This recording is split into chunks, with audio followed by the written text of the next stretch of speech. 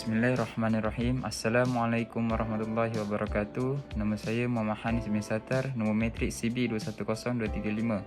Pada hari ini, saya akan membentangkan subjek iaitu Meteorologi BBM 40202, iaitu instrumen yang sering digunakan di dalam industri, iaitu barometer. Kenalan barometer. Barometer ialah alat saintifik yang digunakan untuk mengukur tekanan udara dalam persekitaran tertentu. Kecenderungan tekanan boleh meramalkan perubahan cuaca jangka pendek. Banyak ukuran tekanan udara digunakan dalam analisis cuaca permukaan untuk membantu mencari pulung permukaan, sistem tekanan dan sempadan hadapan.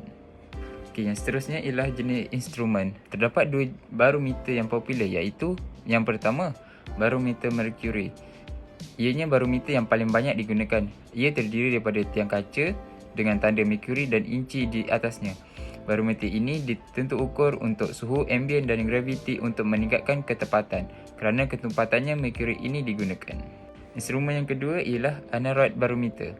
Kotak disatukan secara hermetik untuk membolehkan pengembangan dan pengejutan lebih baik tuas dan spring yang disebabkan oleh perubahan tekanan atmosfera di luar kotak.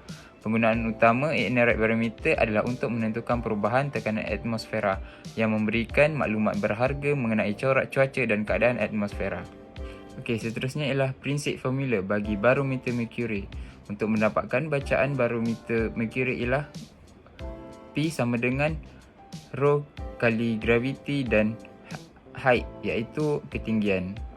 P bersamaan tekanan, rho ialah density, G ialah gravity dan H ialah tinggi. Untuk barometer aneroid, untuk mendapatkannya ialah pressure sama dengan PO darab dengan E dalam kurungan minus K kali H tutup kurungan. P ialah untuk tekanan, PO ialah tekanan atmosfer di dasar laut, E ialah pemalar matematik iaitu 2.71828. K ialah constant that depend on the design of the aneroid cell. H ialah ketinggian pula. Kaedah menggunakan dan mengukur alat. Yang pertama, biasakan diri anda dengan instrumen dan komponennya. Yang kedua, sediakan instrumen. Yang ketiga, kalibrasi instrumen. Yang keempat, ambil ukuran. Yang kelima, rekod ukuran. Yang keenam, mentafsir ukuran. Dan yang terakhir ialah selenggara alat selepas digunakan supaya alat lebih tahan lama. Kelebihan dan kekurangan yang terdapat pada alat barometer merkuri. Kelebihan yang pertama ialah tepat dari segi bacaan. Kelebihan kedua ialah bacaan stabil. Yang ketiga, dari segi ketahanan alat ialah tahan lebih lama. Kekurangannya pula ialah ketoksikan, iaitu bahayanya merkuri itu apabila berlaku pecah.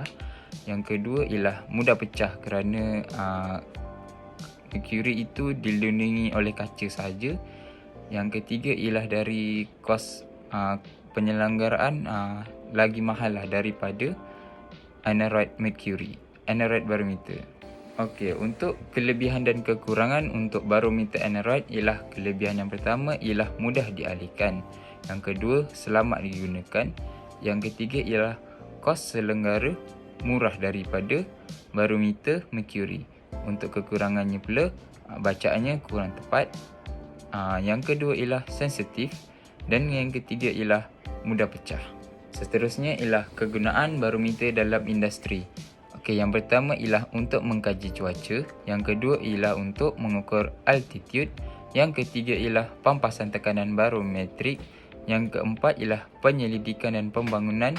Yang kelima ialah sistem HVAC. Yang keenam ialah proses perindustrian. Yang ketujuh ialah kawalan kualiti. Tambahan lagi ialah faktor yang mempengaruhi penentu ukuran, iaitu kalibrasi.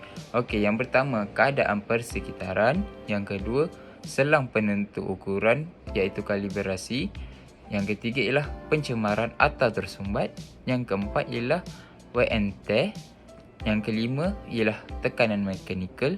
Yang keenam ialah pengendalian yang tidak betul. Terdapat beberapa kekerapan untuk membuat kalibrasi. Yang pertama ialah syar penghilang. Yang kedua ialah kritikal pengukuran. Yang ketiga ialah persembahan sejarah. Yang keempat ialah standard industri. Dan yang terakhir iaitu syarat penggunaan. Okey, yang seterusnya ialah kesilapan yang terlibat apabila menggunakan barometer. Okey, yang pertama ialah ralat sifar, yang kedua ialah temperature error, yang ketiga ialah hysteresis, yang keempat ialah kesalahan manusia atau pengguna tersebut, yang kelima iaitu parallax error, yang keenam iaitu kesalahan kalibrasi, dan yang terakhir ialah faktor persekitaran. Okey, kesimpulan daripada instrumen yang digunakan ialah dengan memahami prinsip penggunaan, kalibrasi iaitu penentu ukuran dan kemungkinan ralat yang berkaitan dengan barometer, industri boleh menggunakan instrumen ini dengan berkesan untuk memantau dan mengawal tekanan atmosfera, membolehkan membuat keputusan yang lebih baik, meningkatkan kecekapan operasi dan meningkatkan keselamatan kepada pengguna.